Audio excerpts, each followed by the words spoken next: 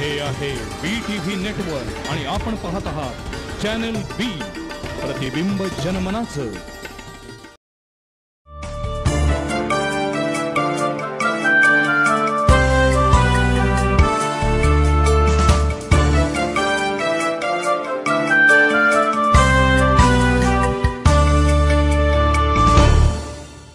नमस्कार.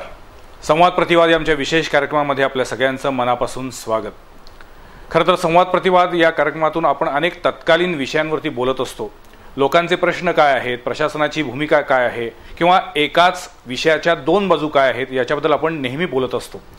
आज आपण ज्या विषयावरती बोलणार आहोत हा विषय गरीब श्रीमंत कुठल्याही जाती धर्माचा कुठलाही माणूस असू दे, कुठल्याही वयोगटातला असू दे, त्या प्रत्येकाला लागू होणारा आणि सगळ्यांच्याच दृष्टीनं अत्यंत कुतूहलाचा, काहीसा भीतीचा असा विषय आहे.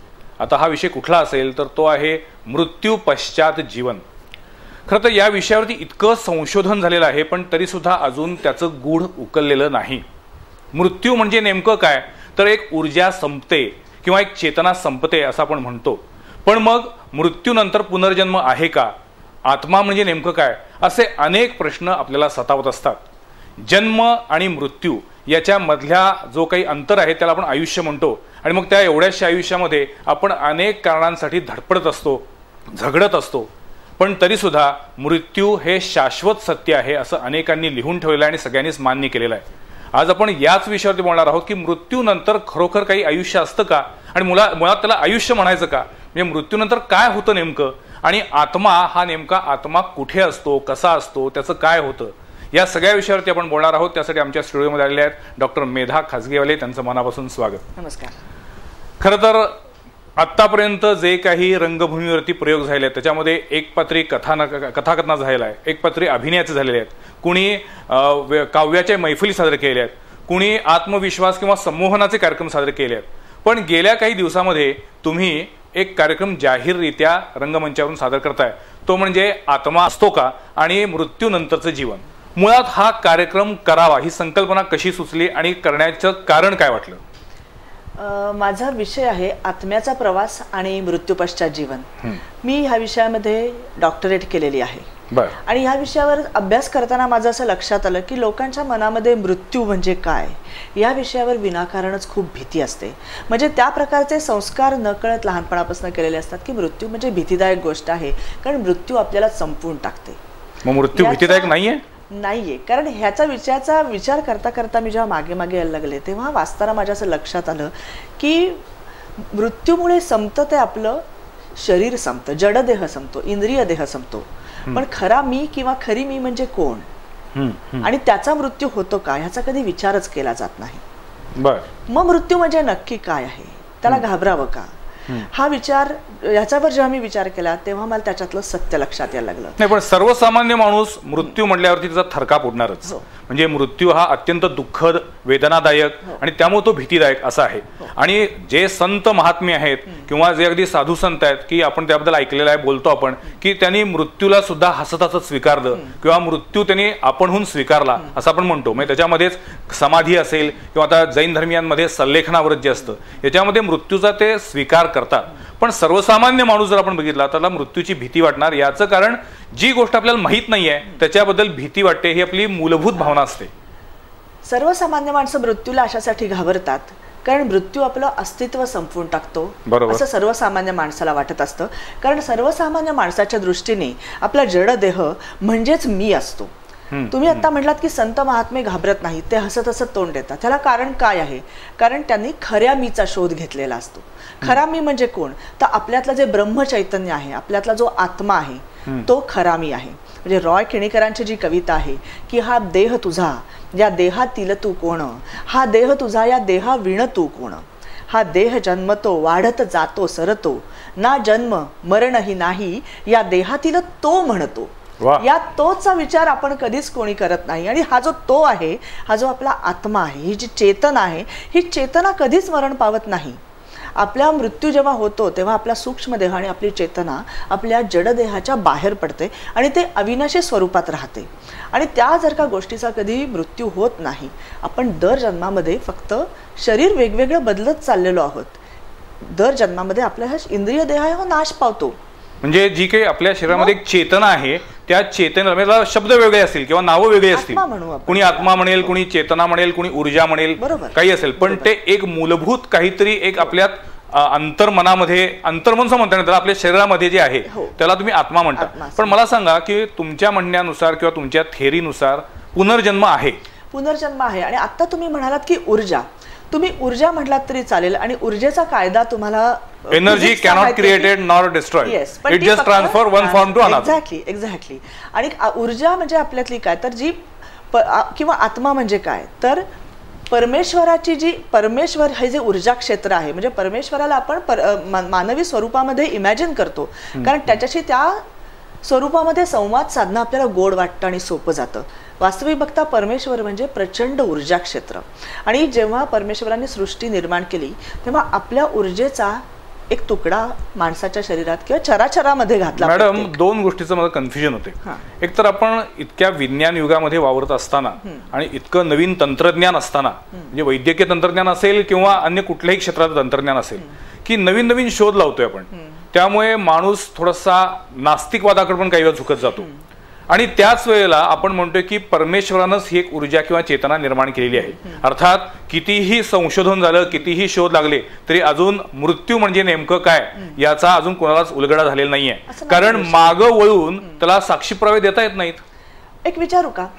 साक्षी पुरावे आपल्याला लागतात ही खरी गोष्ट आहे. कारण आपण आता शास्त्र शिकलेलो आहोत त्यामुळे आपल्याला प्रयोगशाळेत सिद्ध करता येतील असे पुरावे लागतात. त्यामुळे आपण मृत्यूला साक्ष काय, मृत्यू पश्चात आयुष्याला साक्ष काय, त्याचा पुरावा काय हे प्रश्न विचारतो. आता परमेश्वर तुम्ही म्हणताय की ठीक आहे, परमेश्वर तुम्ही माना, सापेक्ष कल्पना आहे, सापेक्ष कल्पना आहे, आपण ती प्रयोगशाळेत सिद्ध करू शकत नाही. आता तुम्हाला जर का विचारलं की तुमचं तुमच्या आईवर, बायकोवर अथवा मुलीवर प्रेम आहे का, तुम्ही काय उत्तर द्याल? तुम्ही काय किंवा दुसरं कोणी काय, कोणी म्हणणार होयच म्हणणार, हो उत्तर देणार. मग मी तुम्हाला असा प्रश्न विचारू शकते की प्रयोगशाळेमध्ये सिद्ध करून दाखवा, नाही करू शकत. पण ती एक भावना आहे. एक्झॅक्टली. आणि ते त्याचं तुम्हाला फिलिंग होत असतं, त्याची तुम्हाला जाणीव होत असते. त्या पवित्र भावनेच्या जाणीवेवर हे खरं तर विश्वासा पसारा चालू आहे.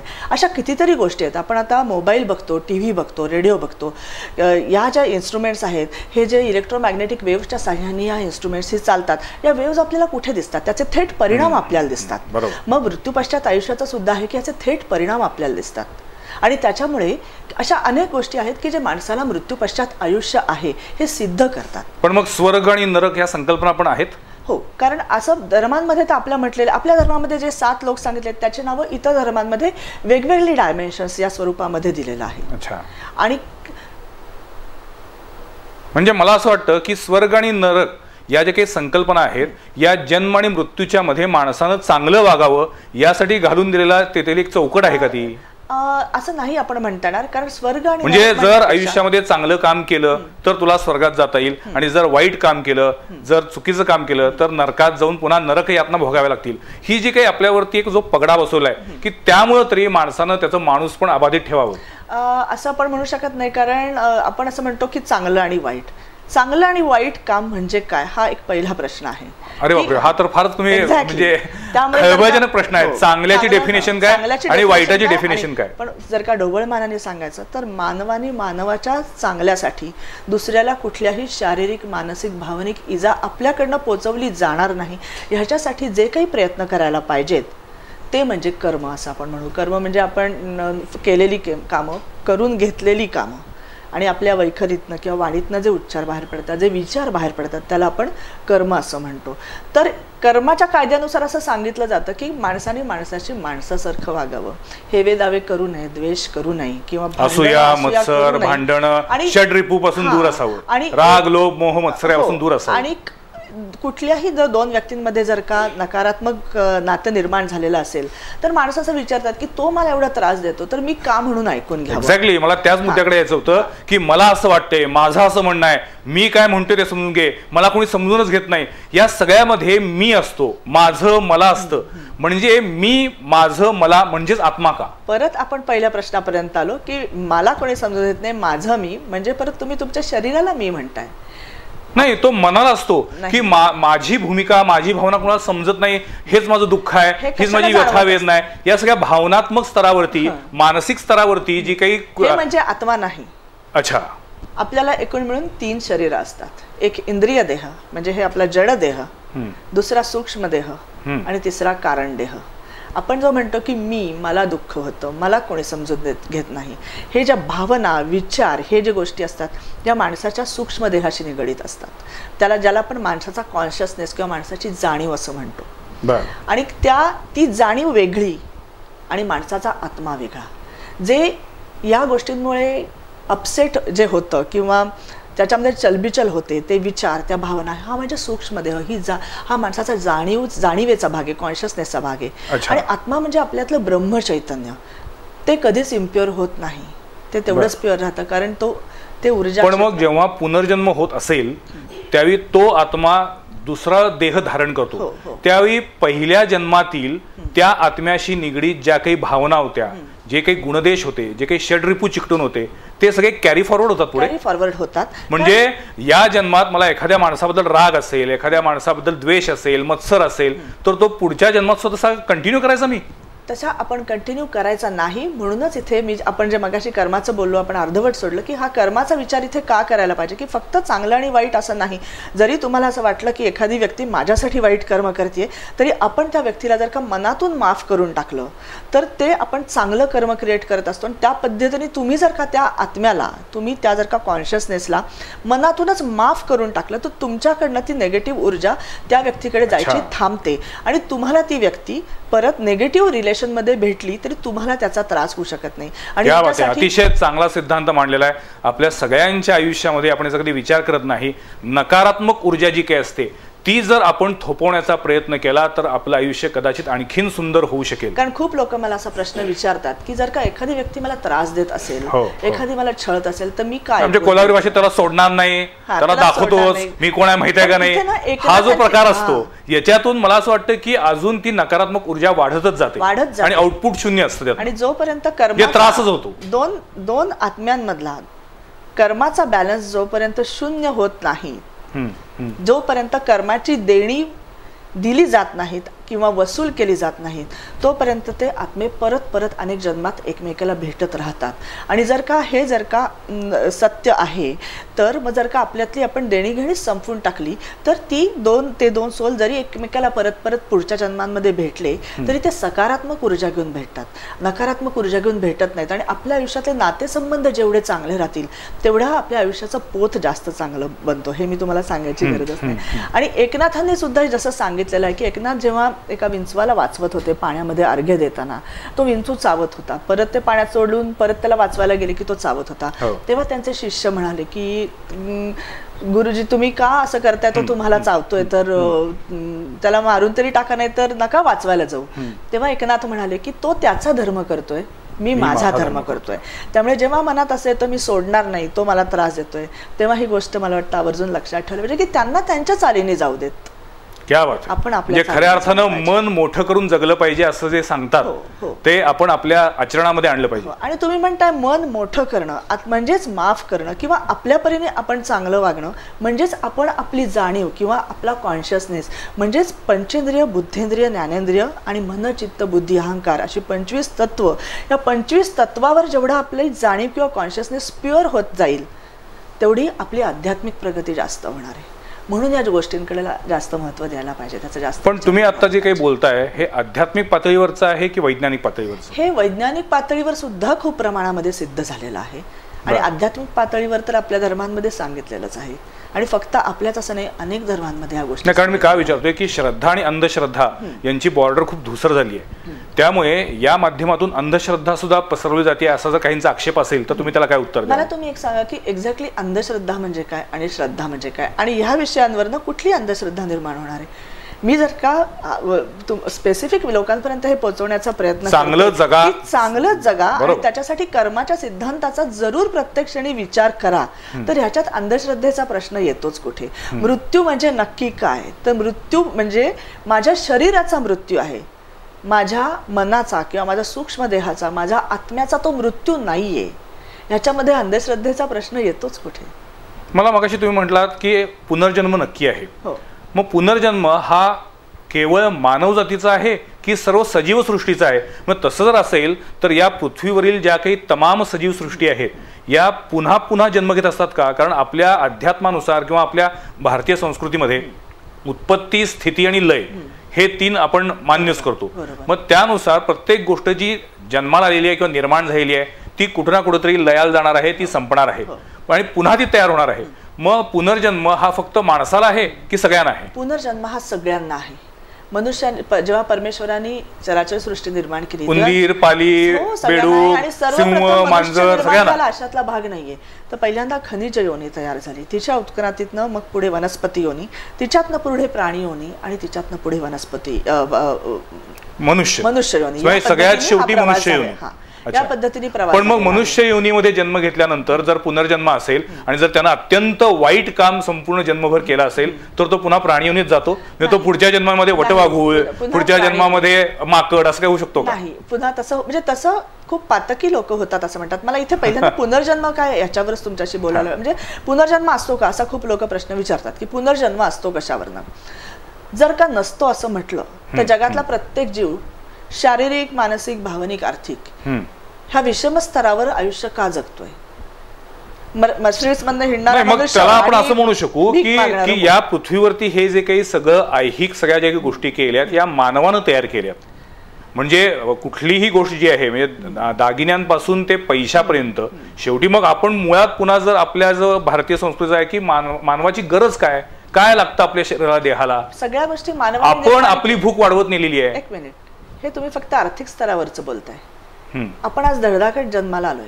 काही माणसं ही जन्मांधळी जन्माला येतात, जन्मापासून अपंग जन्माला येतात. काही बालक आपण बघतो की कुठल्या जन्मीचे भोग आहेत हे असं आपण म्हणतो. 4 पिढ्यांमध्ये कुठलाही दोष नसताना मज्जारज्जू मधल्या दोषामुळे मानेखाली कंप्लीट लुळं पडलेलं असं मूल आपण बघतो. तशी मुलं जन्माला येतात. तेव्हा ह्याच्यात मानवनिर्मित काहीच नसतं. पण मग एखाद्याच व्यक्तीला ह्या प्रकारचं अपंगत्व येणं किंवा एखाद्याच व्यक्तीच्या बाबतीत वेगवेगळे मानसिक आघात घडतील अशा गोष्टी घडणं याला कारण काय असू शकतं? जर का आपण म्हणतो की इथे परमेश्वराच्या प्रत्येक गोष्टीला काही हेतू आहे, म्हणजे जे म्हटलं जातं अनेक घरांमध्ये की मागच्या जन्मीचे भोग किंवा मागच्या जन्मीची फळ तुला भोगायला लागतात असं म्हणतात, ते खरं आहे? हो, मागच्या, कारण आपण मग तसं असेल तर म्हणजे प्रत्येकानं या जन्मामध्ये अधिक सजगपणानं, अधिक चांगलेपणानं, अधिक शहाणपणानं, अधिक प्रेमानं, अधिक सहकार्यानं वागलं पाहिजे. नाहीतर मग पुढच्या जन्मामध्ये दुप्पट त्रास. हे खरं आहे का? लोक असं म्हणतात की हे मागच्या जन्मातले भोग आहेत, पण ही फक्त विश्वास ठेवू म्हणून विश्वास ठेवण्याची गोष्ट नाही, तर ह्याला आजकाल पुरावे आहेत. आपल्याला स्वतःला या मागच्या जन्मातल्या गोष्टी स्वतःच्या डोळ्यांनी बघता येतात, ज्याला पातंजलींनी प्रतिप्रसव असं म्हटलेलं आहे आणि त्यासाठी त्यांनी एक योग साधना सांगितलेली आहे. आता ह्या नवीन जगामध्ये आपण पास्ट लाईफ रिग्रेशन या गोष्टीच्या मदतीने, हिप्नॉसिस अथवा नॉन हिप्नॉसिस टेक्निकच्या मदतीने आपण स्वतः रिग्रेशन थेरपिस्टच्या मदतीने आपले मागचे जन्म बघू शकतो. खूप लोक अशी आहेत की ज्यांनी आपले मागचे जन्म बघितलेले आहेत. त्याच्यामध्ये लोकांनी आपल्याला दिलेला त्रास आणि आपणही लोकांना दिलेला त्रास या दोन्ही गोष्टी आपण स्वतःच्या डोळ्यांनी बघू शकतो. किंवा आपल्या अनैसर्गिक मृत्यूची कारणं, भावनिक, शारीरिक, मानसिक झालेले आघात, या सगळ्या गोष्टी माणसं आपल्या डोळ्यांनी बघू शकतात मागच्या जन्मातले. आणि खूप लोक असे आहेत की त्यांनी त्या ठिकाणी जाऊन ते प्रसंग घडले होते का, त्या व्यक्ती होत्या का, याचा पाठपुरावा आपण केलेला आहे. त्यामुळे त्याला हे प्रूफ आहे की हो हे खरं आहे.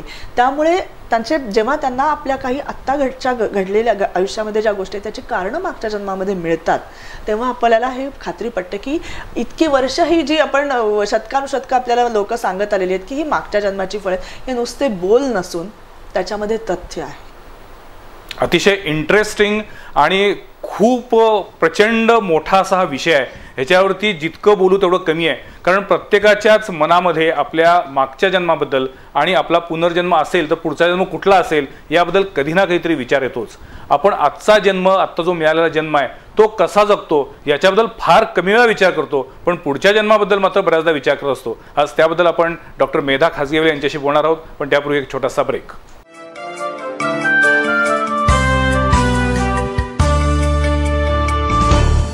आपलं कोल्हापूर आता आणखी नव्या उंचीवर. ब्युटिफुल कोल्हापुरात पूजा बिल्डर्सचा वंडरफुल प्रकल्प वंडर 11. पूजा बिल्डर्स अँड डेव्हलपर्सचा 11 मजल्यांचा प्रस्तावित वास्तू प्रकल्प वंडर 11 साकारतो आहे नागाळा पार्कातील हरिपूजापुरम नजीक. 7 मजल्यापर्यंतच्या फ्लॅटचं बुकिंग सुरू आणि बांधकाम पूर्णत्वाच्या टप्प्यावर. वंडर 11 मध्ये आहेत नाविन्यपूर्ण, आलिशान आणि world class wonderful amenities. Reception counter, speed lifts, steam jacuzzi सह air condition gym, digital locking system, pipeline द्वारे गॅस पुरवठा आणि चक्क दुसऱ्या, 5व्या आणि 8व्या मजल्यावर रमणीय लँडस्केप गार्डन. पूजा ग्रुपचा वंडर 11 गृह प्रकल्प म्हणजे प्रतिष्ठेच्या मंगलमय जीवनाचं देखणं वास्तुशिल्प.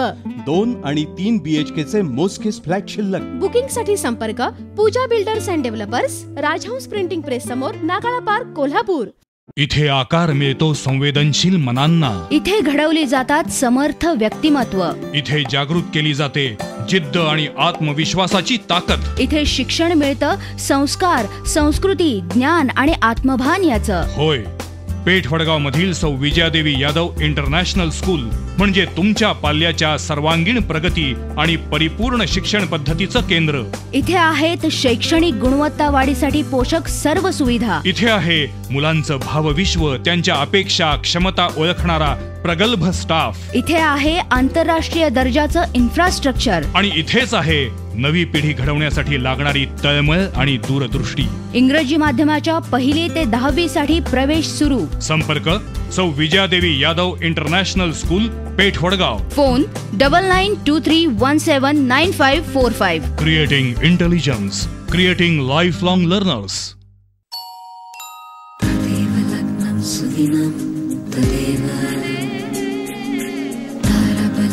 चंद्रबलं तदेव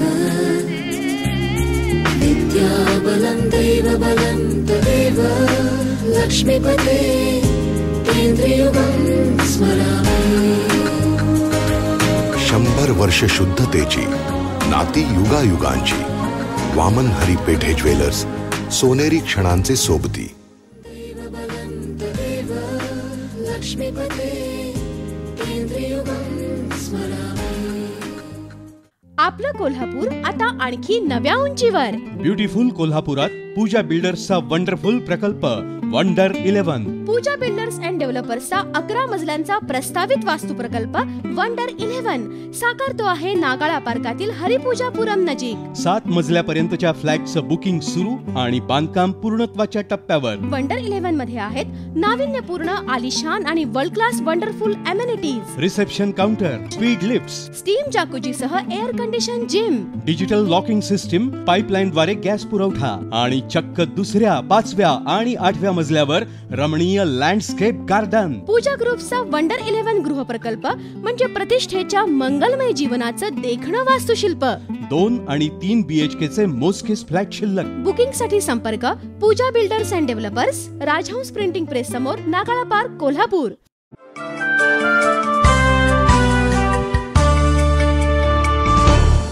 ब्रेक नंतर पुन्हा एकदा आपल्या सगळ्यांचं स्वागत. संवाद प्रतिवाद मध्ये आज आपण बोलतो आहोत आत्मा, आत्म्याचा प्रवास, आत्मा आहे का आणि पुनर्जन्म आहे का.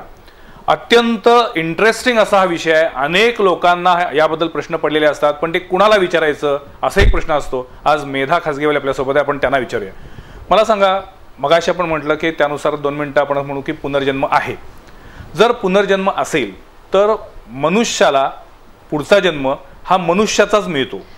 मग तो स्त्री असेल किंवा पुरुष असेल, काही असेल, तो व्यंग असेल किंवा अव्यंग असेल, तो पुढचा विषय. पण मनुष्याला मनुष्याचा जन्म मिळतो, हे तरी बरोबर आहे. माणसाला बहुतांशी वेळेला एकदा मनुष्य योनीमध्ये जन्माला आल्यानंतर, म्हणजे मगाशी सांगितलेल्या 3 योनी म्हणजे खनिज योनी, वनस्पती योनी, प्राणी योनी ओलांडून एकदा मनुष्य जन्माला आल्यानंतर माणसाच्या जन्मामध्ये परत पुनर्जन्म येतो. पण मग तसा असेल तर मग आत्मा एक शरीर सोडून दुसरं शरीर धारण करतो आणि जन्म घेतो, मग तो पुनर्जन्म होतो. पण मग तसा असेल तर मग लोकसंख्या का वाढतीये? म्हणजे मग आत्म्यांची संख्या वाढतीये का? नाही, आत्म्यांची संख्या वाढत नाही. मी मगाशी सांगितलं की आपल्यातला आत्मा म्हणजे काय, आता आपल्यातली परमेश्वरी ऊर्जा म्हणजे आत्मा. आणि परमेश्वरी ऊर्जा म्हणजे काय? आपली एक छोटीशी आकाशगंगा, या आकाशगंगेतली आपली एक सौर्यमाला, या सौर्यमालेमधला एक छोटासा ग्रह पृथ्वी आणि पृथ्वीवरचे आपण छोटे छोटे अगदी खरं. पण वास्तविक नगण्य, अगदी म्हणजे अणू एवढं सुद्धा आपलं अस्तित्व नाहीये. पण परमेश्वरी ऊर्जा म्हणजे फक्त आपली आकाशगंगा का, तर अशा शेकडो आकाशगंगांनी बनलेलं हे प्रचंड ब्रह्मांड की ज्याचा आवाका पण आपल्याला नाहीये, हे प्रचंड ब्रह्मांड, हा प्रचंड जे काय विस्तार आहे ब्रह्मांडाचा ते म्हणजे परमेश्वरी ऊर्जा. मग त्या ऊर्जेला असे कितीतरी देह जरी निर्माण झाले, इंद्रिय देह निर्माण झाले, तरी त्याच्यामध्ये आपल्या ऊर्जेचा एक तुकडा टाकून त्याला सचेतन करणं हे काहीच अवघड नाहीये. त्यामुळे लोकसंख्या वाढली तर ह्याच्यात आत्म्याचा प्रश्न याच्यामध्ये येते, कारण ती ऊर्जा एवढ्याशा ग्रहावर समजा शरीर रूपाने जर का हे वाढतंय तर त्याला सचेतन करणं हे परमेश्वराला काहीच अवघड नाहीये. पण त्याच परमेश्वरानं जर ठरवलं की या लॉजिकनुसार की पृथ्वीवरती जन्म घेतला, आता बास, आता या ग्रहावरती जा आणि त्या ग्रहावरच्या त्या कोण जो आत्मा असेल तर पृथ्वीवरती अशी देवाणघेवाण पण सुरू असेल. मग देवाणघेवाण सुरू होते, म्हणजे या जन्मात मी पृथ्वीवर आहे, पुढच्या जन्मात मंगळावर असेल, त्याच्या पुढच्या जन्मात आणखीन कुठल्या तरी आकाशगंगेतल्या कुठल्या तरी ग्रहावर असेल. प्रश्न खरं अर्धवट राहिला म्हणून तो पूर्ण करते की आपण फक्त माणसाचाच विचार करतो. वास्तविक बघता प्रत्येक चराचरामध्ये आत्मा आहे, कारण परमेश्वरी ऊर्जा ही प्रत्येकात आहे. मग अशी अनंत शेकडो झाडं नष्ट होत असतात, जन्माला येत असतात, अनेक कृमी कीटक जन्माला येत असतात, मरत असतात, या सगळ्यांमध्ये आत्मे असतात. मग त्यांची पण ऊर्जा बाहेर पडतीच आहे ना, ती कुठे ना कुठेतरी वेगळ्या फॉर्म मध्ये कामी लागतीच आहे ना. त्यांनी परत हे सगळं ब्रह्मांडामध्येच ती ऊर्जा विलीन होतीये ना, म्हणजे ऊर्जा संपतच नाहीये ना. त्यामुळे लोकसंख्या वाढली आणि इंद्रिय देह जरी 100-160 निर्माण झाले तरी त्याला सचेतन करण्यासाठी ऊर्जा स्त्रोत कमी कुठे आहे. त्यामुळे इथे आत्मे मग कसे वाढतात हा प्रश्न येऊच शकत नाही. पण मग जर पुनर्जन्म होतो ही थिअरी असेल तर त्याच्याबद्दल आपल्याकडे काही पुरावे आहेत किंवा पुनर्जन्मानुसार किंवा मागच्या जन्माला आठवतं हे काळाच्या कसोटीवर किंवा शास्त्राच्या कसोटीवरती सिद्ध झालेलं आहे. याच्यामधला सगळ्यात मोठा रिसर्च जो केलेला आहे तो डॉक्टर इयान स्टीव्हन्सन यांनी केलेला आहे. त्यांनी 40 वर्ष फक्त पुनर्जन्मावरच रिसर्च केलेला आहे. त्यातला पहिला 10 वर्षाचा टप्पा त्यांनी भारत आणि भोवतालच्या देशात, दुसरा गल्फमध्ये आणि तिसरा युरोप आणि अमेरिकेमध्ये अशा पद्धतीने केलेला आहे. आणि मुलांना, विशेष करून मुलांना पहिली 6 ते 7 वर्ष मागच्या जन्माच्या खूप आठवणी येतात.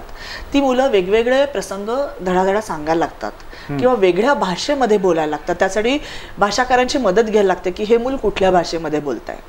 आणि त्याच्यावरनं इयान स्टीव्हन्सन आणि त्यांच्या सहकार्याने हे शोधून काढलं की हे मूल सांगतंय हे प्रसंग घडले होते का. मग तिथे त्या मुलाला घेऊन जाणं आणि ह्या सगळ्या अशा पद्धतीने त्यांनी आपला रिसर्च पूर्ण केलेला आहे. त्यासाठी त्यांनी वेगवेगळ्या देशातल्या पोलीस खात्याची सुद्धा मदत घेतली होती. एकच भारतातला जर का त्यातला एकच गोष्ट सांगायची तर दिल्लीतला गोपाळ नावाचा जो मुलगा होता, तो 3 वर्षाचा असताना बोलायला लागला की मला माझ्या भावाने माझा खून केला, मी मथुरेमध्ये राहत होतो आणि मी सुखसंचारक कंपनीचा मालक होतो. ही गोष्ट 3 वर्षाचं मूल परत परत बोलायला लागल्यावर त्याच्या वडिलांनी वरिष्ठ लोकांना विचारलं इकडच्या तिकडच्या की बाबा हे काय बोलतंय, मूल काय बोलतंय. आणि डॉक्टर बॅनर्जी हे जे इयान स्टीव्हन्सनचे सहकारी होते त्यांच्यापर्यंत कोणीतरी ही गोष्ट नेली की हे असे गृहस्थ आहेत आणि त्यांचा मुलगा असं बोलतो. मग इयान स्टीव्हन्सन जे बॅनर्जींबरोबर काम करणारी टीम होती ते मथुरेमध्ये गेले. त्यांनी तिथे चौकशी केल्यावर त्यांना कळलं की सुखसंचारक कंपनी अजूनही आहे औषधं बनवणारी आणि 8 वर्षापूर्वी त्यांच्या एका मुलाने दुसऱ्या मुलाचा खून केलाय आणि तो मुलगा तुरुंगामध्ये आहे. मग ते गोपाळला घेऊन त्यांच्या घरी गेले तर ते गोपाळनी तिथल्या कुटुंबातल्या लोकांना नावानिशी हाक मारली, म्हणजे नावानिशी ओळखलं, कुठले प्रसंग कुठे काय घडले होते याची पण त्यांनी तपशीलवार माहिती दिली. आणि हे पण सांगितलं की मी कर्ज घेतलं होतं, त्या कर्जामुळे माझ्या भावाने माझा खून केला. ही गोष्ट फक्त कुटुंबातल्याच लोकांना माहित होती. म्हणजे मी तुम्हाला जे सांगताय ही अनेक चित्रपटाची, विशेषतः हिंदी चित्रपटांची कथा मला वाटते. म्हणजे अनेक पिक्चरमध्ये दाखवलं जातं, म्हणजे काही वेळा असं पण दाखवलं जातं की आपोआप लिहिलं जातंय किंवा तो आत्म्याचा अस्तित्व जे काय आहे ते वेगवेगळ्या माध्यमातून जाणवत असतं. मुळात असं आत्म्याचं अस्तित्व जाणवतं कसं? आत्म्याचं अस्तित्व जाणवतं अशा अनेक गोष्टी आहेत की जे सिद्ध करतात की माणसाला मृत्यू पश्चात आयुष्य असतं, कारण त्या आत्म्याचं अस्तित्व जाणवत असतं. मग त्याला भूत म्हणायचं? तलाश एक भूत, त्याला भूतच म्हणायचं. भूताला घाबरतात का लोक? मला नेहमी असा प्रश्न पडतो की जर माझ्या जवळचा माणूस ज्याच्यावरती माझं खूप चांगलं प्रेम होतं, त्याचं माझ्याबद्दल प्रेम होतं, तो माणूस अचानक काही कारणामुळे आपल्यातून निघून गेला, तो माणूस जर त्याचा आत्मा पुन्हा आपल्या समोर आला तर तो आत्मा मला काही इजा करणार नाही हा विश्वास पाहिजे. पण माणूस त्यावेळी भूत असं समजून घाबरायला लागतो. कारण याचं कारण काय असेल असं तो स्वतःच्या मनाशीच प्रामाणिक नसतो. नाही, कारण आपल्या मोठ्या माणसांनी ते आपल्यावर बिंबवलेलं आहे. पिढ्यानपिढ्या आपल्यावर हे चुकीचे संस्कार केलेले आहेत की भूत ही गोष्ट भयानक असते, भूत मानगुटीवर असते, भूत त्रास देतं. इथं अंधश्रद्धेचा आणि जन्म होतो. एक गोष्ट आपण विसरतो की आपल्या प्रत्येकाला एक अथवा अनेक मार्गदर्शक जीवात्मे असतात आणि ते आपल्याला वेळोवेळी काही ना काहीतरी मार्गदर्शन करत असतात. मग ती सुद्धा भूतच असतात. पण मग ह्या सकारात्मक मृत्यूनंतरच्या ऊर्जेचा आपण कधीही विचार करत नाही. खूप वेळेला बॉम्बस्फोटानंतर वगैरे सुद्धा लोकांच्या मुलाखती आपण वाचतो की मी इतकी वर्ष याच रेल्वेतनं याच वेळेला जाते, पण त्या वेळेला काय झालं माहित नाही, माझ्या मनात 10 वेळा आलं की मला ह्या रेल्वेतनं आज जायचं नाहीये. मग हे जे मेसेजेस मिळत असतात हे आपल्याला मार्गदर्शक असतात. सिक्स सेन्स म्हणू किंवा म्हणतो आपण. हा, पण ही इंट्युएशन सिक्स सेन्स नाही म्हणता येणार, कारण त्याच प्रसंगापुरता त्या व्यक्तीला सिक्स सेन्स कसा आला. पण हे जीवात्मे आपल्याला कुठेतरी मदत करत असतात. किंवा खूप वेळेला स्वप्नामध्ये येऊन काही वेळेला लोकांचे मृत नातेवाईक काही त्यांना मेसेजेस देतात, त्यांना उपयोगी असणारे मेसेजेस देतात. म्हणजे एका व्यक्तीला नोकरी घेऊन खूप डिप्रेशन आलेलं होतं, सायकॅट्रिस्टची ट्रीटमेंट चालू होती, तेव्हा ऑस्ट्रेलियामधल्या त्याच्या भावाला त्याच्या आईने स्वप्नात जाऊन सांगितलं की रमेशला जरा काहीतरी प्रॉब्लेम आहे, जरा मदत कर रे. म्हणून त्यांनी ते भारतात फोन केला वडिलांना की काही झालंय का. तेव्हा ते म्हणले त्याची नोकरी गेली 2दा लागोपाठ आणि ते डिप्रेशनमध्ये. मग त्यांनी त्याच्याकडे अशी अनेक उदाहरणं आहेत, म्हणजे खेडेगावामध्ये असेल, ग्रामीण भागामध्ये त्याच्या मित्राला फोन करून रमेशला नोकरी लागली. पण म्हणजे हा मार्गदर्शक जीवात्मा होता, आईचा दृष्टांत झाला, स्वप्नात साक्षात्कार झाला असं म्हणतात. साक्षात्कार दृष्टांत हे गुरु जे असतात किंवा स्वामी यांचे तर होतातच लोकांना. पण आपल्यासारखी सुद्धा माणसं जेव्हा सदैव समोर प्रकट होतात तेव्हा हे मृत्यूनंतरच्या अस्तित्वाचाच हा पुरावा असतो ना. आपण मगाशी हिंदी पिक्चर बद्दल बोलत होतो की हिंदी पिक्चरमध्ये ज्या पद्धतीने दाखवलं जातं की अचानक कोणीतरी आता तलाश पिक्चर मी बघितलेलं नाही अजून, पण त्याच्यामध्ये ते लिहिलं जाते असं मला समजलं. हे काय प्रकार आहे? म्हणजे हे याला म्हणतात ऑटोमॅटिक रायटिंग. आणि ऑटोमॅटिक रायटिंग त्याच्या मागे ते चित्रीकरण करण्यामागे सुद्धा काही लॉजिक आहे. अर्थातच आहे, कारण ह्याला अनेक पुरावे आहेत आणि मी स्वतः थिसिस करताना हे 100 पुरावे गोळा केलेले आहेत. त्याच्यामध्ये मृत जीव हे जिवंत माणसाच्या हातनं काही लिखाण करून घेतात. मुंबईच्या ज्या खुर्शीद भावनगरी आणि त्यांचे पती रुमी हे जे पारशी दाम्पत्य होतं, त्या खुर्शीद भावनगरी या शामक दावरच्या आध्यात्मिक गुरु होत्या. शामक दावर जो प्रसिद्ध कोरिओग्राफर आहे त्या 2007 साली गेल्या. त्यांची 2 मुलं, तरुण मुलं जेव्हा जुन्या मुंबई पुणे रस्त्यावर गेली तेव्हा त्यांनी ऑटोमॅटिक रायटिंगच्या माध्यमातून मुलांशी आपल्याला रोज संवाद साधायला सुरुवात केली. आणि त्यांनी त्या मुलांचं आत्ताचं आयुष्य कसं आहे, ते काय करतायत, तिथे काय कायदे कानून असतात, वरची सृष्टी कशी असते याची माहिती करून घेतली. याचा सामान्य लोकांना उपयोग व्हावा या 25-30 वर्षाच्या लिखाणाचा, म्हणून शामक दावरने स्वतः त्याचं संकलन केलं आणि laws of the spirit world हे पुस्तक बाजारामध्ये आलं. त्याच्यानंतर पुण्यातल्या ज्या ज्ञान उमरीगर म्हणून बाई आहेत त्यांचा सुद्धा मुलगा असाच अपघातात गेला आणि त्यांनी पण ऑटोमॅटिक रायटिंग सुरुवात केलं. आणि त्यांनी मुंबई, पुणे, नाशिक अनेक ठिकाणच्या लोकांना ऑटोमॅटिक रायटिंग करून आपल्या मुलांशी कसा संवाद साधायचा ह्याच्यासाठी मदत सुद्धा केलेली आहे. आणि अनेक लोक आपल्या मुलांशी अथवा नवऱ्याशी, बायकोशी या माध्यमातून रोज लिखाण करतात, त्यांच्याशी माहिती काढून घेतात. हे प्रत्यक्ष हे लिखाण, त्या लिखाणाचे पुरावे हे मी स्वतः डोळ्याने बघितलेले आहेत. त्यामुळे तलाशमध्ये जे लिखाण दाखवलेलं आहे हे कुठेही दंतकथा किंवा हे फेक काही नाही, तर हे वास्तव आहे. पण लोकांपर्यंत ही गोष्टच लोकांना माहिती नसल्यामुळे लोक त्याची टिंगल करतात की असं काही असू शकतं का. पण खरोखर अशा मृतत्वाशी संवाद साधणारी लोकही असतात आणि संवाद साधण्याची माध्यमं पण वेगवेगळी असतात. फक्त त्याची डोळसपणे माहिती करून घ्यायला पाहिजे, एवढंच. मॅडम, चालता बोलता माणूस अचानक हार्ट अटॅकनं संपतो. हसत खेळत देवदर्शनाला किंवा ट्रिपला निघालेल्या बसला अपघात होतो आणि कुटुंब नाहीसं होतं, मृत्यू पावतं. अशा वेळेला त्यांच्या मनातल्या ज्या काही इच्छा आकांक्षा अपूर्ण राहिल्या असतील त्या अतृप्त आत्मे राहिले असं म्हटलं जातं. आणि मग ते अतृप्त आत्मे येऊन त्रास देतात असं बोललं जातं. त्यात कितपत तथ्य आहे? आत्मा अतृप्त राहतो का आणि मग ती अतृप्त राहिली इच्छा पूर्ण करण्याचा प्रयत्न करतो? सांगायचे की आत्मा अतृप्त राहत नाही. आत्मा म्हणजे आपल्यातलं ब्रह्मचैतन्य अथवा परमेश्वरी ऊर्जा, त्याच्याशी त्या भावभावना चिकटलेल्या नसतात. ते पवित्र असतं आणि ते कधीही दूषित होऊ शकत नाही. पहिली गोष्ट, आपण आत्मा आणि जीवात्मा ह्याच्यामध्ये थोडासा गफला करतो. सोल आणि स्पिरिट हे एकत्र धरलं जातं. सोल म्हणजे आत्मा आणि स्पिरिट म्हणजे जीवात्मा. त्याच्यामध्ये अगदी दोरी एवढाच बारीक फरक असला तरी त्याच्यामध्ये फरक आहे. आपला कॉन्शियसनेस आणि मन पुन्हा तिसरंच आहे नाही. आपला कॉन्शियसनेस म्हणजेच आपलं मन, म्हणजे आपलं मन हे आपल्या कॉन्शियसनेस, मन किंवा कॉन्शियसनेस हे आपल्या सूक्ष्म देहाशी रिलेटेड असतं.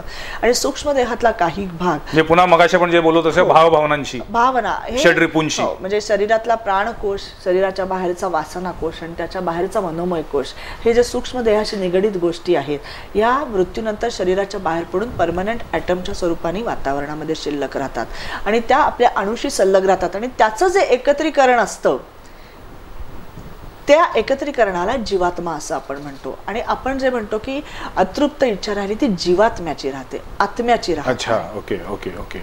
आत्मा हा प्युअर असतो आणि शेवटपर्यंत प्युअरच राहतो. पण आपला बाहेर पडलेला जो कॉन्शियसनेस असतो, जाणीव असते, कारण बुद्ध धर्म हा आत्म्याला मानतच नाही, तो अनात्मवादी आहे. पण माणसाची जाणीव किंवा कॉन्शियसनेस मृत्यूनंतर शरीराच्या बाहेर पडतो आणि तोच पुनर्जन्म घ्यायला कारणीभूत ठरतो असं बुद्ध धर्म सुद्धा मानतो. हा जो कॉन्शियसनेस आहे, जाणीव आहे, ही अपूर्ण राहू शकते.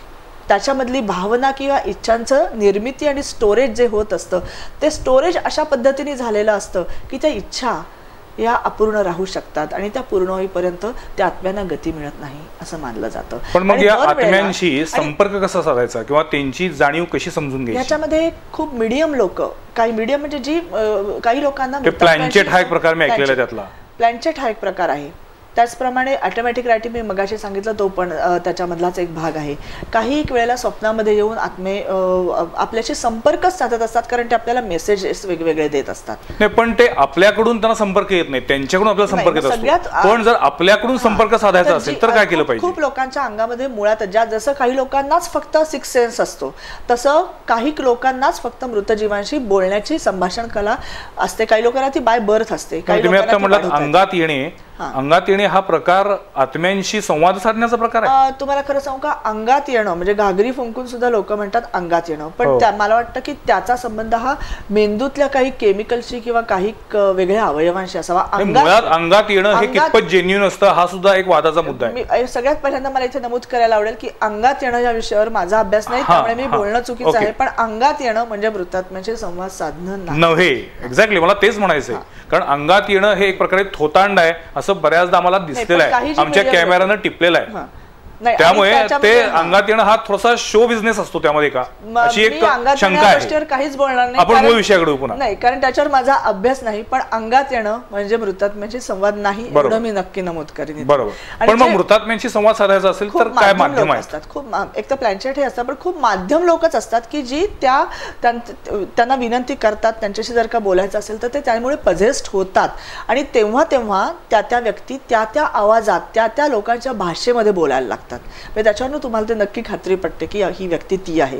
किंवा काही माध्यम लोक, म्हणजे मी स्वतःही बघितलेलं आहे की ते अशी आहेत की एखादी व्यक्ती त्याच्याकडे गेली, त्यांनी फोन करून सांगितलं की मला, फॉर एक्झाम्पल मी तुम्हाला सांगते की मला माझ्या मृत भावाशी संपर्क साधायचा आहे. आणि माध्यम व्यक्तीने जर का मेडिटेशनमध्ये त्या भावाला त्यांना होकार मिळाला की हो मला संपर्कच बहिणीशी करायचा आहे, आणि मग त्यांनी जर का त्या पझेस जर का ती व्यक्ती त्या भावाच्या स्पिरिटनी झाली तर ती भावाच्या भाषेत बोलून इतर नातेवाईकांबद्दल माहिती देते.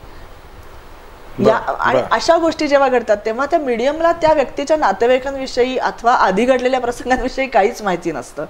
यात मला एक तांत्रिक असा घोळ वाटतोय की समजा एखादा आत्मा पुनर्जन्म होऊन दुसरा देह धारण करून जीवन जगायला लागलेला आहे आणि मागच्या जन्मातल्या एखाद्या व्यक्तीनं त्या आत्म्याशी संपर्क साधायचा प्रयत्न केला आणि तो संपर्क साधला गेला, तर त्यावेळी या जन्मात तो माणूस समजा कार चालवतोय किंवा कॉम्प्युटरवर काम करतोय किंवा ग्राउंडवरती खेळतोय आणि त्यावेळी मागच्या जन्मातल्या व्यक्तीनं त्याला कॉल करायचा प्रयत्न केला तर तो त्याची क्रिया थांबवणार तिथे? नाही, मला कळलं नाही तुम्ही काय म्हणताय ते.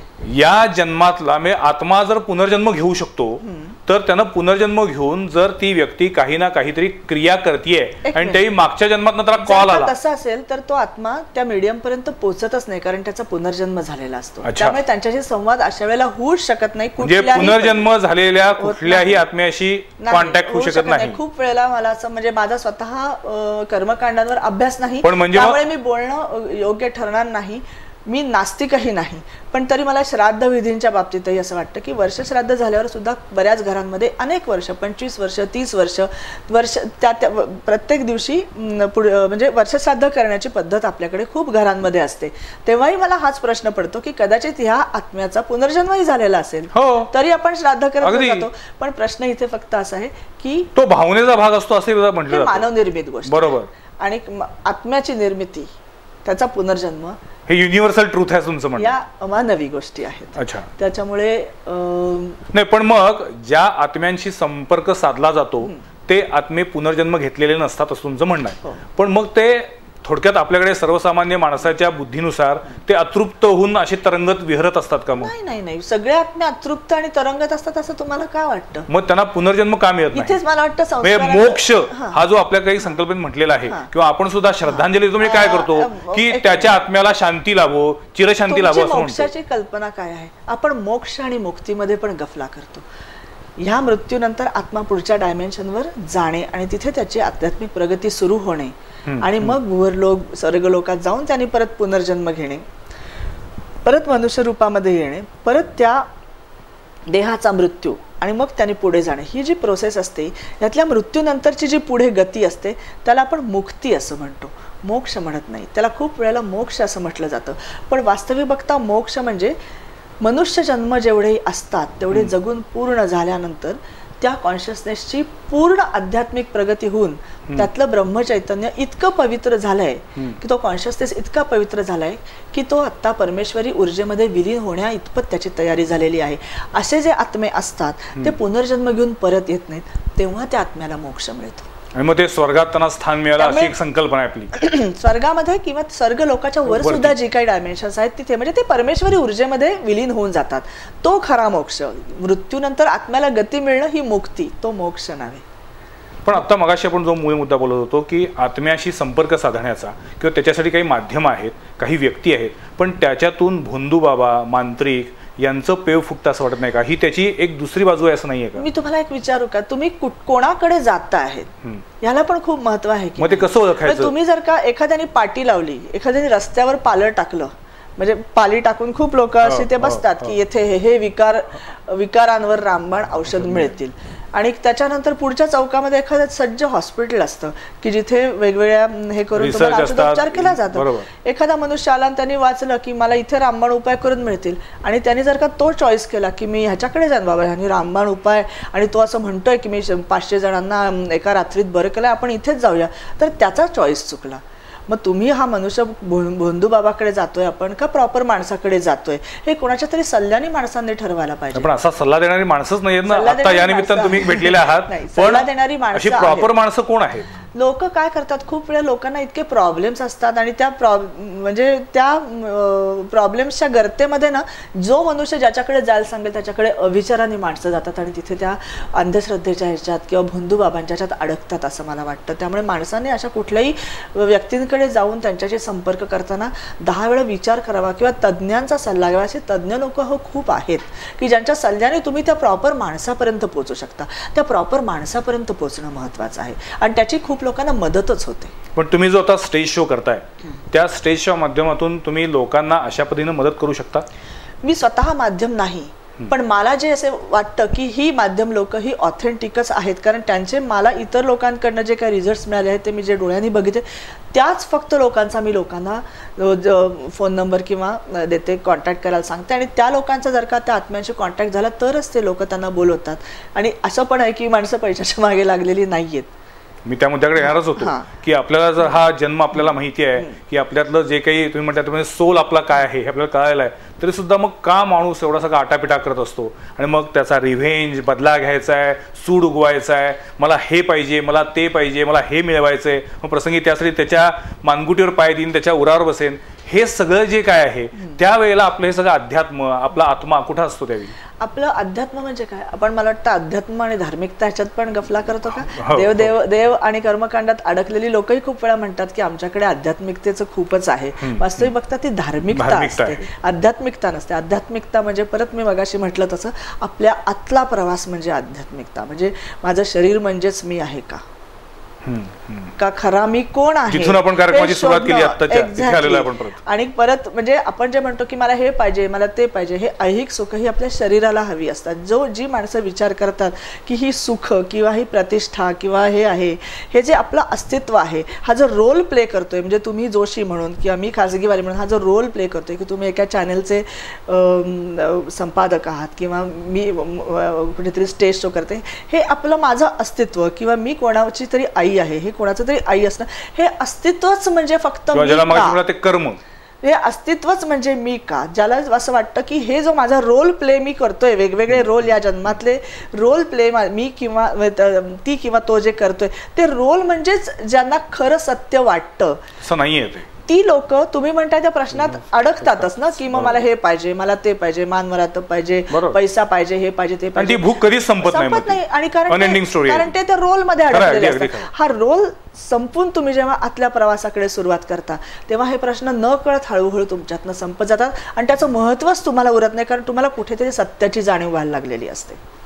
आणि ह्याच्यासाठी कर्माचा पण विचार करायला पाहिजे. तुम्ही तुमच्या कार्यक्रमातनं काय सांगता नेमकं लोकांना? मी माझ्या कार्यक्रमातनं मृत्यू म्हणजे काय, त्याच्यानंतर मृत्यूनंतर माणसाला अस्तित्व असतं का, कुठल्या कुठल्या गोष्टी सिद्ध करतात की माणसाला मृत्यूनंतर अस्तित्व असतं, त्याच्यामध्ये नियर डेथ एक्सपिरियन्स आणि आउट ऑफ बॉडी एक्सपिरियन्स हे पण 2 मी भाग घेते की हे 2 असे प्रकार आहेत वैद्यकशास्त्रात घडणारे, विशेष करून की ज्याच्यामुळे वैद्यकशास्त्राला सुद्धा एक मोठं आव्हान ठरलेलं आहे की माणसाचा कॉन्शियसनेस हा मेंदूची ऍक्टिव्हिटी आहे असं मानणाऱ्या वैद्यकशास्त्राला ते आव्हान ठरलेल्या गोष्टी आहेत. आपल्या याच्यात जे सांगितलेलं आहे की माणसाची जाणीव, कॉन्शियसनेस किंवा मन, चित्त, विचार ह्या गोष्टी शरीरात फक्त नसून शरीराच्या बाहेरही काम करत असतात.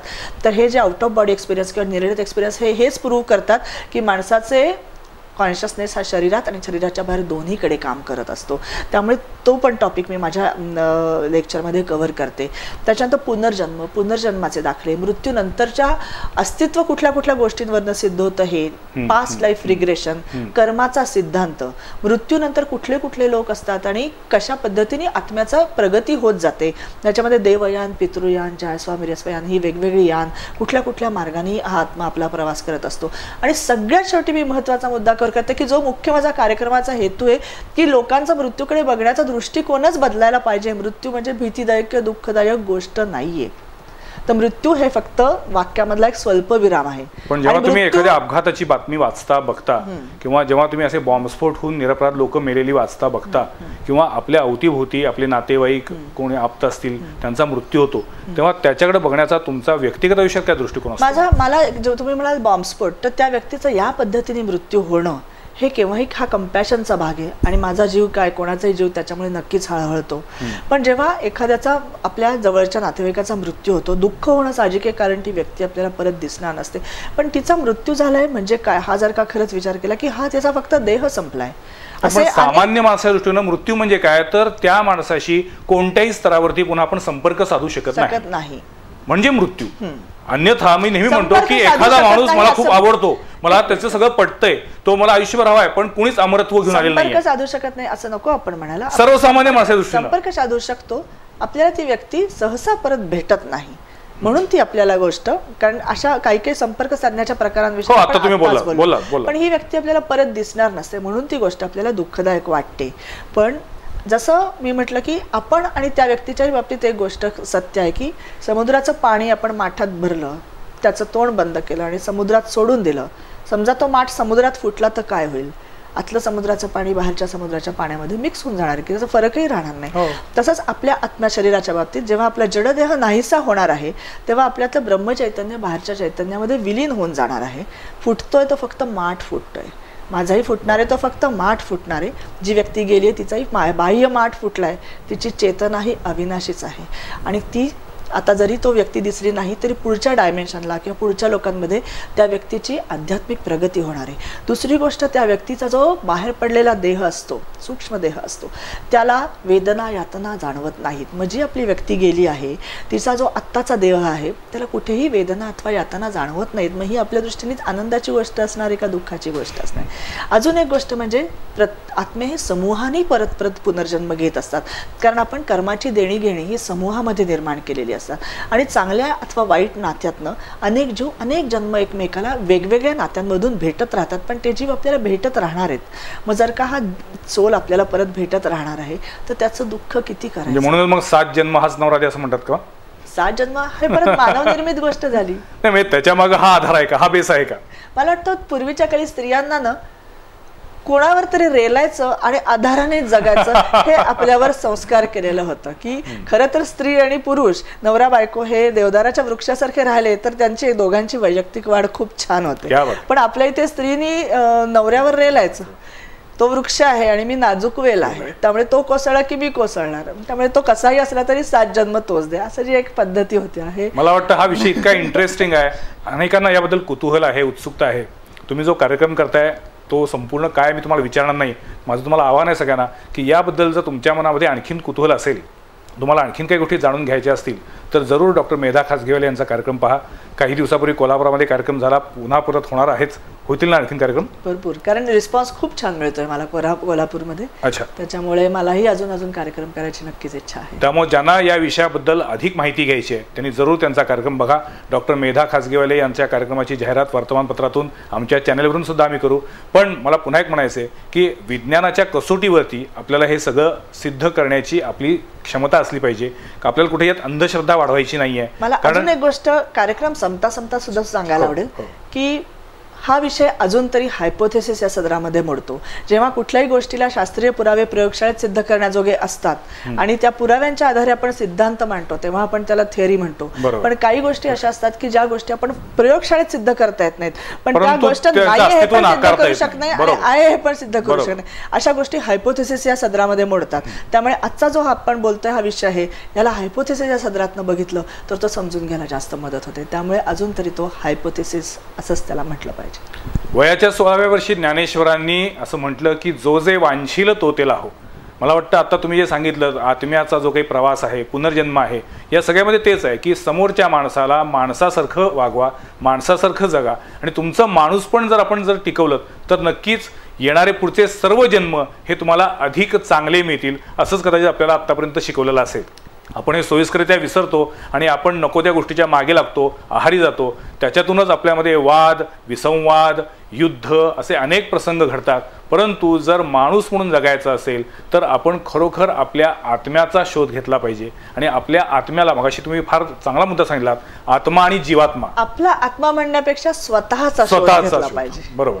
तेच पुन्हा आत्म्याशी जर संवाद साधायचा असेल तर स्वतःचा शोध घेतलाच पाहिजे. हा विषय खूप मोठा आहे. माझ्या मनामध्ये प्रश्नांच्या इतक्या काही अशा झुंडी लागलेल्या आहेत की ते थोडंसं आता गफलत व्हायला लागली आहे. त्यामुळे मी आता इथंच थांबणार आहे. पण या विषयावरती पुन्हा एकदा मी तुम्हाला काही नक्की बोलवणार आहे आणि त्यावेळेला लोकांच्या मनातले जे काही प्रश्न आहेत त्या प्रश्नाबद्दल सुद्धा आपण बोलणार आहोत. जमलं तर आपण एक फोन इन कार्यक्रम करूया आणि पुन्हा मी तुम्हाला नक्की बोलवेन. पण आज वेळ काढून आपण इथं आलात याबद्दल चॅनल बीच्या वतीनं मी आपले आभार मानतो. पुढच्या सोमवारी पाहायला विसरू नका आणखीन एका विषयावरील चर्चा संवाद प्रतिवादमध्ये.